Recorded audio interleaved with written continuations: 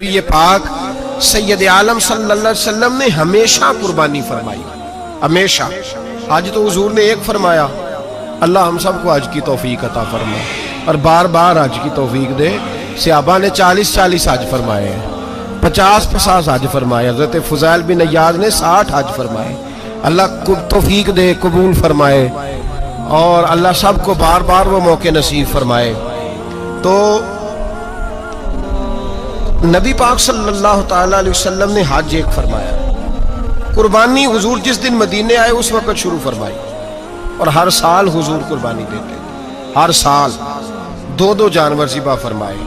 یا رسول اللہ صلی اللہ تعالیٰ علیہ وسلم 2 کا کیا مقصد فرمایا؟ ایک میری طرف سے، ایک میری غریب امت کی طرف سے۔ یا رسول اللہ صلی اللہ علیہ وسلم کس طرف سے فرمایا؟ ایک میری طرف سے، ایک میری امت کی طرف سے۔ کبھی فرمایا ایک میری طرف سے، ایک میرے اہل بیت اور میری امت کی طرف سے۔ 2 جانور حضور نے ذبح فرمائے، اور پھر میرے حبیب پاک صلی اللہ تعالیٰ علیہ وسلم کے غلام مولا علی شیر خدا، ابن ماجہ کی روایت ہے، حضرت علی شیر خدا فرماتے ہیں کہ نبی پاک علیہ السلام 2 جانور ذبح کرتے تھے۔ خود حضرت علی کی جب باری آئی تو انہوں نے بھی 2 فرمائے۔ تو صحابہ نے پوچھا کہ علی 2 کیوں؟ 2 کس لیے؟ تو حضرت علی رضی اللہ تعالیٰ عنہ فرمانے لگے، مجھے میرے حبیب نے وصیت فرمائی تھی کہ علی تو نے 2 کرنے، ایک اپنی طرف سے کیا کرنا، ایک میری طرف سے کرنا۔ تو میں ایک اپنی طرف سے دیتا ہوں، ایک اپنے نبی پاک کی طرف سے دیتا ہوں صلی اللہ علیہ۔ 2 جانور۔ آپ لوگوں نے سنی ہوئی ہے یہ بات کہ مہینہ کھانا نہیں پکتا تھا حضور کے گھر میں۔ حضرت عائشہ فرماتی ہیں 3 چاند اور 3 سورج اکٹھے کبھی نہیں دیکھے جب ساتھ روٹی بھی کھائی ہو، یعنی 3 دن مسلسل کبھی کھانا نہیں کھایا۔ قربانیاں کتنی دیں؟ بولیے۔ حضرت علی شیر خدا کا مکان کوئی نہیں اپنا، کوئی گھر نہیں بنایا۔ مولا کائنات شیر خدا، میں نے یہ بات پھر دہرا رہا ہوں، پہلے بھی میں نے عرض کی تھی، پکا کرنے کے لیے دہرا رہا ہوں۔ حضرت علی کا کوئی کاروبار نہیں بظاہر۔ بی بی صاحبہ فرماتی ہیں کہ کئی ہفتے صرف سرکہ اور کھجورے۔ قربانیاں کتنی؟ اسی سارے صاحب لان ٹورے ہیں کہ ساڑھے تے لگ دیئے کہ نہیں، پکا۔ اور پھر جب بات ہوتی ہے دینے کی تو ماحول اور ہوتا ہے، جب لینے کی باری ہوتی ہے تو ماحول اور ہوتا ہے۔ قربانی واجب ہے اس شخص پر جس کے پاس 52.5 تولے چاندی یا 7.5 تولے، لیکن میں 7.5 تولے والا فتویٰ نہیں دیتا، میں 52.5 تولے چاندی والا فتویٰ دیتا ہوں، اس لیے کہ 52.5 تولے چاندی تو شاید تولہ یا 1.5 تولہ سونے کے برابر ہی ہو جائے، ٹھیک ہے نا جی؟ تو 7.5 تولے سونا 50-60 ہزار روپیہ جس آدمی کے اکاؤنٹ میں موجود ہے وہ قربانی کرے۔ بلکہ امام شافعی رحمۃ اللہ علیہ فرمایا کرتے تھے جس نے 3 کمروں کو تالا لگایا ہوا ہے وہ 3 کمرے فارغ ہیں، اس کے کسی کام کے نہیں، ان کی قیمت کا حساب لگائے۔ اور چھت پہ سٹور بنا دیا ہے، کوئی مطلب نہیں اس کا، اور جو ویسے رکھی ہوئے ہیں کوئی معنی ہی نہیں کمرے کا، فرماتے تھے حساب لگائے، قربانی کرے۔ رب کریم کی بارگاہ میں دینے کا جب معاملہ آیا تو تو گول کر گیا کام۔ میرے رسول کائنات سرور عالم صلی اللہ علیہ وسلم کا جب اپنے لیے چیزیں استعمال کرنے کا ماحول ہے تو محبوب پاک علیہ السلام نے مہینہ روٹی نہیں پکائی۔ یہاں جو آدمی ہر جمعرات کو 4 کلو بکرے کا گوشت پکاتا ہے اور ہر تیسرے دن مرغی کا گوشت لاتا ہے، وہ قربانی کی باری آتی ہے تو کہتا ہے میرے پہ لگتی نہیں۔ وہ ٹھیک ہے ابا جی لے آئے، ابا جی کی طرف سے قربانی ہے، اس دفعہ ابا جی کی، اگلی دفعہ اماں جی کی، اس سے اگلی دفعہ دادی جی کی۔ او خدا کے بندو، جس آدمی کے پاس پیسے ہیں پہلے اپنی قربانی واجب ہے۔ میری بات کی سمجھ آ رہی ہے عزیزوں کو؟ جو آدمی صاحب استطاعت ہے پہلے کس کی قربانی کرے گا؟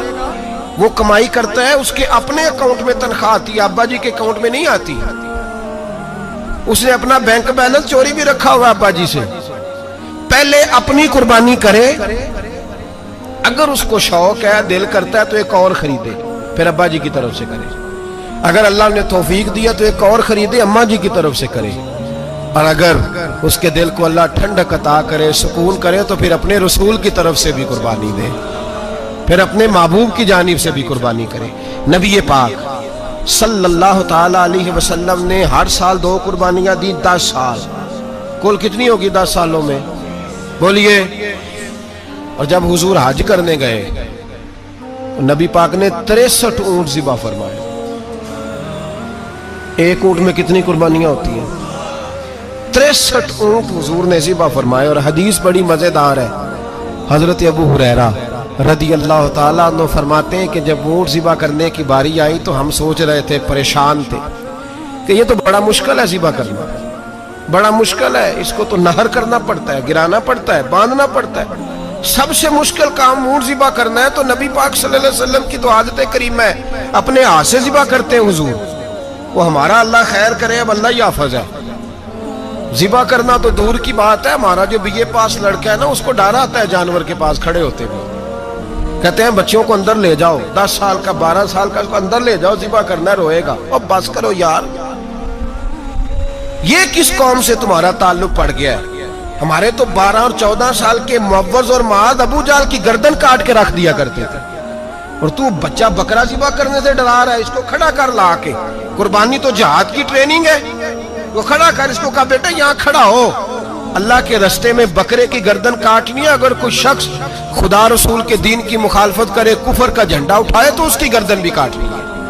یہ ٹریننگ ہے بچوں کے لیے. یہاں عجیب ماحول ہے، ڈر لگ رہا ہے، پیچھے ہٹ جاؤ. اور جس صاحب کی قربانی ہے وہ بھی کوئی 1.5 کلومیٹر کے فاصلے پہ کھڑے ہیں، دور کھڑے ہو کے دیکھ رہے ہیں. نفیس ہی بڑے ہیں جناب، لطیف ہی بڑے ہیں.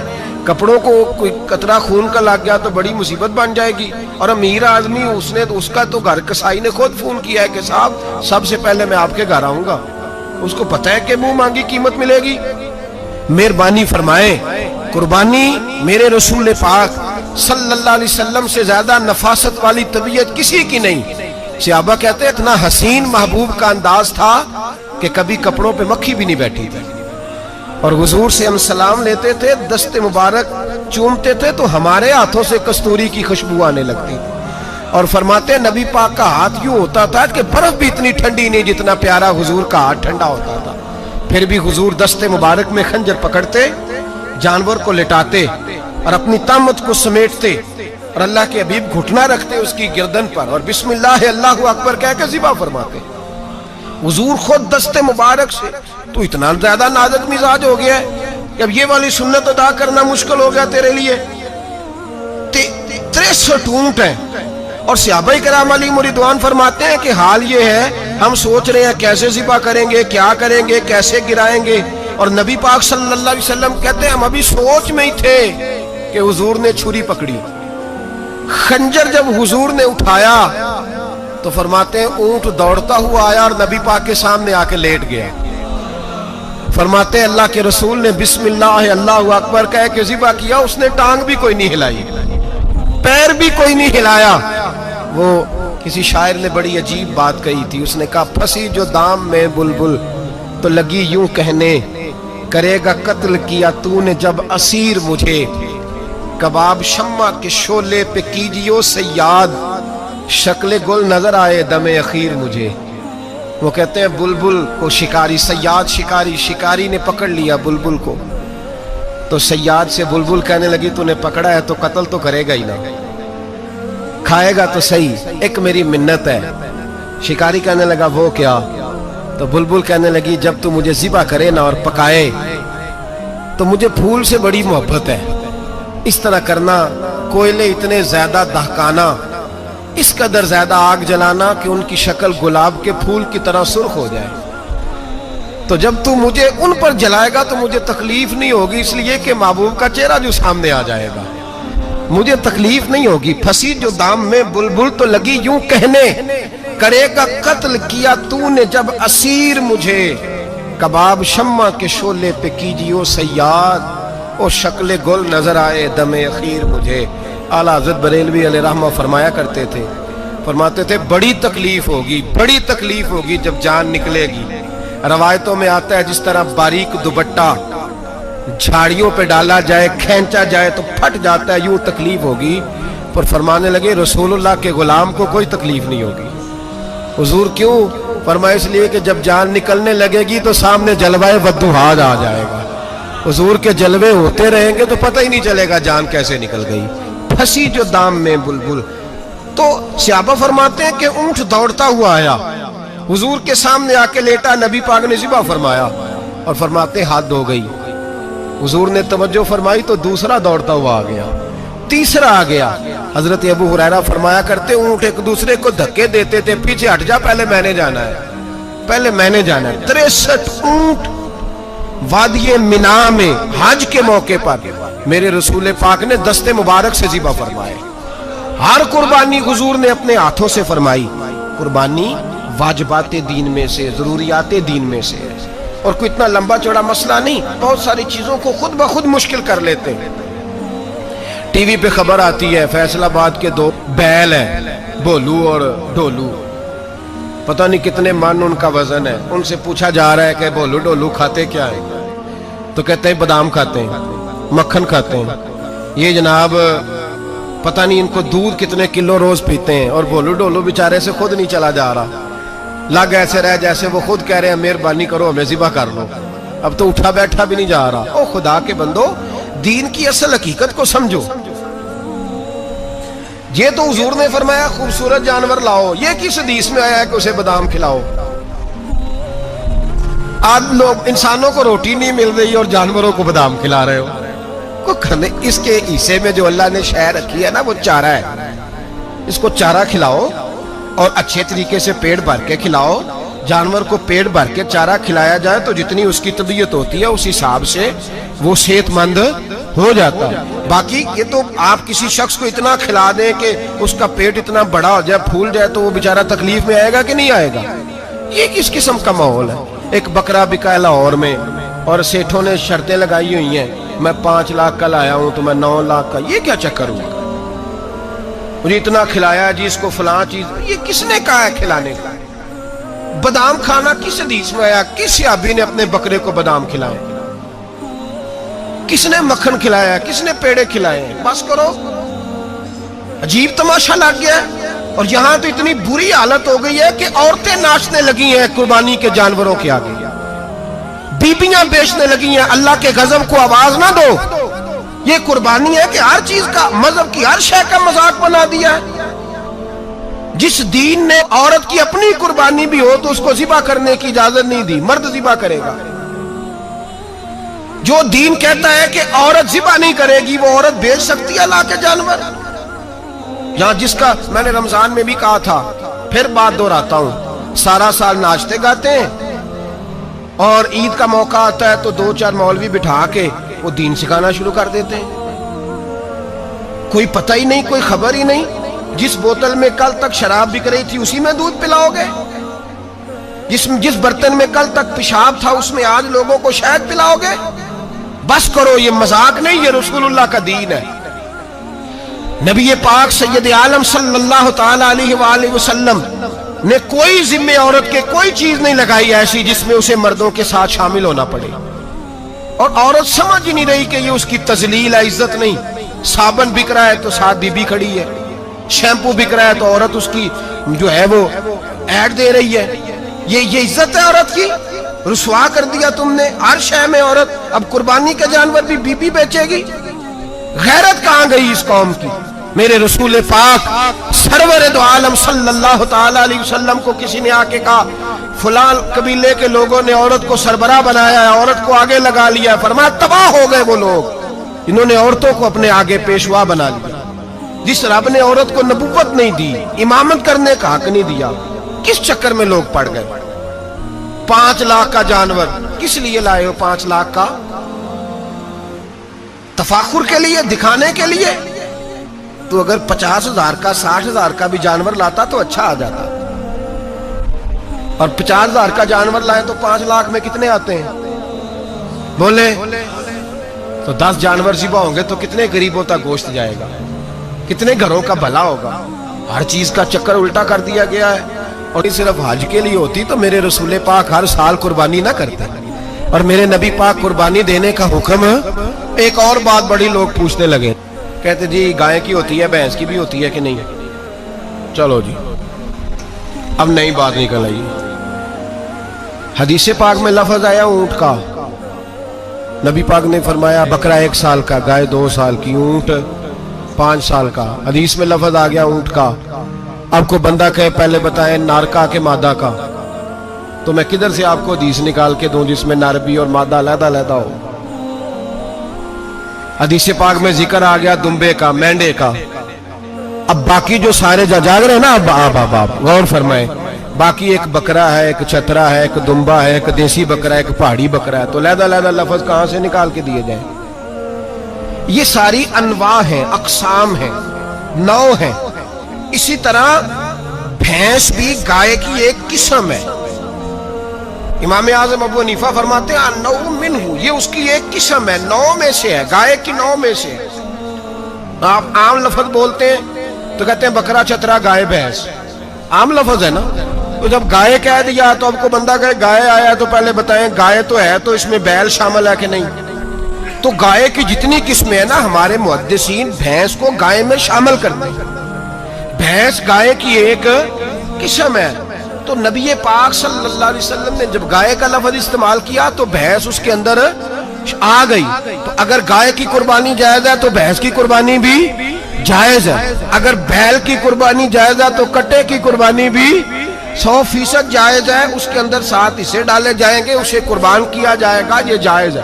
اگر آپ صریح لفظ نکال کے دکھانے کو کہیں گے تو پھر تو بڑی چیزوں میں لوگ الجھ جائیں گے. پھر کیسے نکالا جائے گا خسی کی جائز ہے کہ نہیں، جو خسی نہیں اس کی جائز ہے کہ نہیں، فلاں کی. تو ان تفصیلات، ہاں بہت ساری چیزوں کی تفصیلات حدیث میں ہیں لیکن ساری چیزوں کی موجود نہیں. اس لیے میرے عزیز یاد رکھیں، بھینس کی قربانی بھی ہوگی، گائے کی بھی ہوگی، بیل کی بھی ہوگی، کٹے کی بھی ہوگی. جن کی نہیں ان کی نہیں. ہم نے کبھی کہا ہرن کی قربانی بھی ہوگی یا مرغی کی قربانی بھی ہوگی. تو حدیث مبارکہ کے اندر جو چیزیں موجود ہیں ان کی جتنی اقسام ہیں ان سب کی قربانی کرنا ہاں جائز ہے. اور میرے نبی پاک صلی اللہ علیہ وسلم نے فرمایا جانور خوبصورت ہو، لنگڑا نہ ہو، کانا نہ ہو، زخمی نہ ہو، خوبصورت جانور لاؤ، اس کو لا کے ذبح کرو. لوگ کہتے ہیں چلو اتنے پیسے اللہ کے راستے میں دے دیں، تو یہ کافی نہیں کافی. مسلم شریف میں، بخاری شریف میں میرے نبی پاک سید عالم صلی اللہ تعالی علیہ وسلم نے فرمایا 10 ذی الحج کو اللہ کی نظر میں ابن آدم کا سب سے پسندیدہ عمل. لیکن نا 10 ذی الحج کو، کل 10 ذی الحج ہے تو بڑے کام ہوں گے، فجر کی نماز بھی ہوگی، تکبیرات تشریق بھی پڑھی جائیں گی. آج فجر سے شروع ہو گئی نا، 9 کی فجر سے لے کر 13 کی عصر تک تکبیرات تشریق پڑھی جائیں گی. اللہ اکبر، اللہ اکبر، لا الہ الا اللہ واللہ اکبر، اللہ اکبر وللہ الحمد، اللہ اکبر، اللہ اکبر، لا الہ الا اللہ واللہ اکبر، اللہ اکبر وللہ الحمد، اللہ اکبر، اللہ اکبر، لا الہ الا اللہ واللہ اکبر، اللہ اکبر وللہ الحمد. کوشش کریں جب بھی پڑھیں 3 بار پڑھیں. تکبیرات تشریق بھی پڑھی جائیں گی، فجر کی نماز بھی کل ہوگی، عید کی نماز بھی ہوگی، لوگ اور بھی کوئی ذکر اذکار کریں گے. لیکن میرے نبی پاک صلی اللہ علیہ وسلم نے فرمایا 10 ذی الحج کو اللہ کو اپنے بندے کا جو کام سب سے زیادہ پسند ہے وہ یہ ہے کہ وہ اللہ کے راستے میں جانور کا خون بہائے. حالانکہ نمازیں بھی ہیں، اذکار بھی ہیں، تکبیرات بھی ہیں، سارا کچھ ہے، پر اللہ کو سب سے زیادہ کیا پسند ہے؟ جانور کو قربان کرنا. یہ اللہ کو بڑے خوبصورت لفظ نبی پاک علیہ السلام نے فرمایا قربانی کا جانور قیامت کے دن اپنے سینگوں اور کھروں سمیت آئے گا، اور جس نے قربانی کی ہوگی اس کی بخشش کروا کے اسے جنت میں لے کر جائے گا. تو فرمایا ابن آدم کا سب سے پسندیدہ عمل یہ، سب سے پسندیدہ، کہ وہ 10 ذی الحج کو قربانی کریں، کوشش کریں خود ذبح کریں اپنا جانور. یہ حضور کی سنت ہے. یہ نہ ہو سکے تو نبی پاک صلی اللہ علیہ وسلم نے اپنے ہاتھوں سے ذبح کرنے لگے حضرت فاطمہ کا جانور. تو فرمایا فاطمہ ادھر آ کے اس کے پاس کھڑی ہو جاؤ، میں تمہارا جانور ذبح کرنے لگا. اپنے جانور کے پاس کھڑے ہوں. میرے جو بھائی ذبح کرنے کا کام کرتے ہیں نا، قصاب ہم کہتے ہیں، سارے قصاب نہیں ہوتے، بہت سارے لوگ یہ سعادت حاصل کرتے ہیں اور بڑی نیکی کا کام کرتے ہیں. اللہ انہیں بڑی بہترین جزا عطا فرمائے گا، بڑا خیر کا کام کرتے ہیں. لیکن چونکہ رش ہوتا ہے ایسے لوگوں کے پاس، تھوڑی جلدی بھی ہوتی ہے. پہلی تو کوشش کریں تکبیر خود ڈالیں، یہ نہیں ہو سکتا تو قریب کھڑے ہوں. ہمارے ہاں ایک رواج یہ بھی ہے کہ 2 بندے ہاتھ رکھتے ہیں. ذبح وہ کر رہا ہوتا ہے تو جس کی قربانی ہوتی ہے اس کو کہتے ہیں تو بھی ساتھ ہاتھ رکھ. ہوتا ہے نا جی بہت ساری جگہوں. اب حکم یہ ہے شریعت اسلامیہ کا کہ کہ جب جانور ذبح کریں گے تو پڑھیں گے بسم اللہ اللہ، بسم اللہ اللہ۔ ہاں نبی پاک صلی اللہ علیہ وسلم نے لمبی دعا پڑھی، صحابہ بھی لمبی دعا، انی وجہت وجہی للذی فطر السماوات والارض حنیفا وما انا من المشرکین، یہ بھی پڑھا۔ اور پھر میرے رسول پاک صلی اللہ علیہ وسلم نے یہ بھی کہا کہ اللہ میری طرف سے قبول فرما، میری امت میری اہل بیت کی طرف سے قبول فرما۔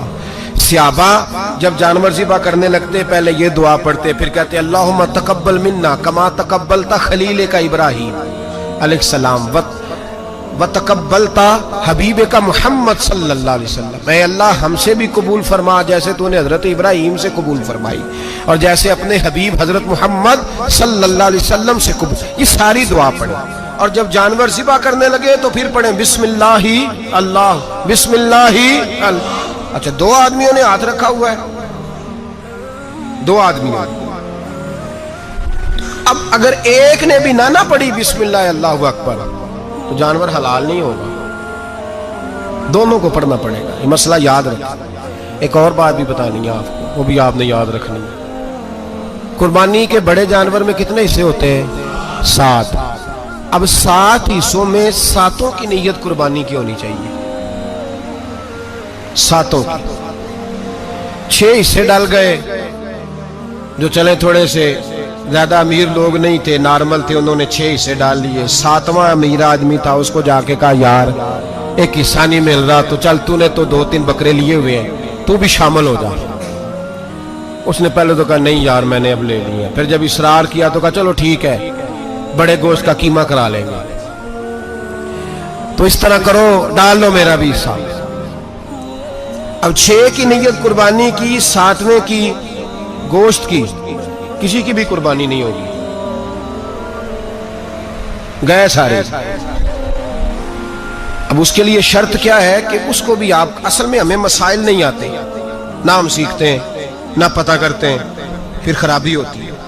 اب اس سے کہیں کہ یار قربانی سے پہلے اپنی نیت کا اعادہ کر، اپنی نیت کا اعادہ کر، بتا کہ تیری نیت کیا ہے، اور اگر غلط ہے تو صحیح کر لے، تاکہ سب کی قربانی تو بتا۔ یہ جو تو رکھ رہا ہے قربانی تو کس کی قربانی کر رہا ہے؟ دادا جی کے نام کی، ابا جی کے نام کی، اپنے پیر کے نام کی، استاد کے نام کی، یا رسول پاک صلی اللہ علیہ وسلم کے نام، نبی پاک کے نام کی؟ اس سے پوچھیں، اور جو وہ نیت بتائے اس نیت کی دعا ہوگی، اس کی طرف سے کہا جائے گا اے اللہ اس کی طرف سے اسے قبول۔ میری بات کی سمجھ آ رہی ہے میرے عزیزوں کو؟ اور اس ارادے کے ساتھ قربانی، اگر ایک کی بھی نیت خراب ہو گئی تو مسئلہ بگڑ گیا۔ اس لیے ان مسائل کو، اور نبی پاک کے نام کی جو قربانی ہوگی، سبحان اللہ، میں کرامات کا زیادہ قائل نہیں، ہم کرامات کے نہیں کیفیات کے قائل ہیں، کیفیات کے، اور دین ویسے بھی لفظوں کا نام نہیں کیفیت کا نام ہے۔ میرے اساں فرمایا کرتے تھے ہم کرامت سے زیادہ کیفیت کے قائل ہیں۔ اگر مرید ساری زندگی کرامتیں سناتا رہے اور کبھی اسے مدینے جانے کا شوق ہی پیدا نہ ہو، کبھی نبی پاک کے نام پہ آنسو نہ آئے، تو پھر کرامت کا فائدہ نہیں، کیفیت تو ملی نہیں اسے۔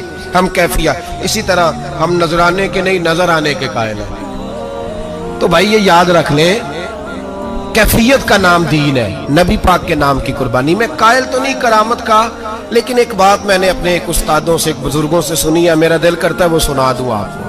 اور بزرگوں کا قول ہے اصل رنگ جو میں عرض کر رہا ہوں اسی رنگ میں اس کو رکھیے گا، اور جس حد تک میں بات کر رہا ہوں اسی حد تک رکھیے گا۔ اب ہر آدمی کے پاس موبائل ہوتا ہے، فوراً بات ریکارڈ ہوتی ہے، فوراً میڈیا پہ جاتی ہے، فوراً لوگ کمنٹس کرتے ہیں، تو بھائی جس حد تک سناؤں اسی حد تک رکھیے گا۔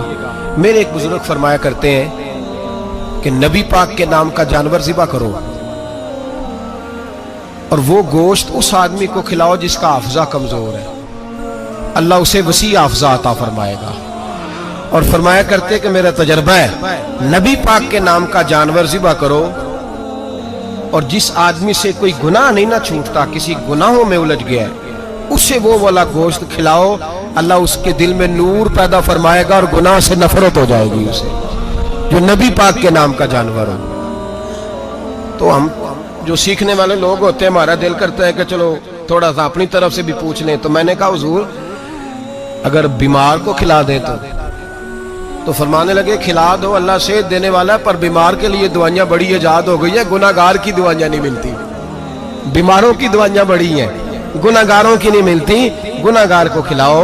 इसलिए कि जो चीज मुस्तफा के नाम से मंसूब हो जाती है, रब उसकी बड़ी कदर फरमाता है, अल्लाह उसकी बड़ी कदर करता है। जो चीज नबी पाक के नाम से मंसूब हो जाती है, अल्लाह उसकी बड़ी कदर फरमाता है। मेरे नबी पाक अलैहिस्सलाम ने फरमाया, मेरा कलमा पढ़ने वाला मोमिन जब दोज़ख से गुजरेगा तो दोज़ख कहेगी जल्दी जल्दी गुजर जा, जल्दी जल्दी। जहन्नम की आग कहेगी जल्दी जल्दी गुजर जा, जल्दी।